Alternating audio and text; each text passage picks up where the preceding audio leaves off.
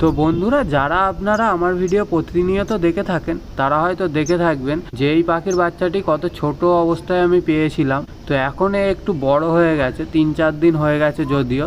তো এ অল্প অল্প হাঁটা চলা শিখেছে। দেখুন পাখিটা অল্প অল্প হাঁটছে। এই পাখিটার নাম আমি মিঠুই রেখেছি, কারণ মিঠু নামটা একটা ছোট অক্ষরের নাম।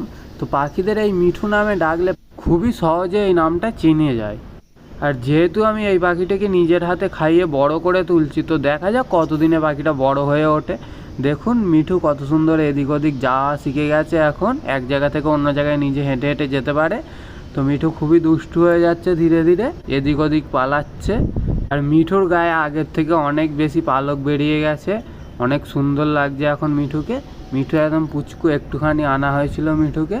তো দেখুন হাতের মধ্যেও এখন বসা শিখে গেছে। আর মিঠুর এখন খিদে পেয়েছে, তাই ওকে অল্প অল্প করে আমি কিছু খাইয়ে দিচ্ছি। তো এটা যেটা খাওয়াচ্ছি এটা হচ্ছে ছাতু। ছাতুকে জলের সাথে মিক্স করে নিয়ে অল্প নরম করে নিয়েছি। তো এই ছাতুই এখন মিঠু সবসময় খায়।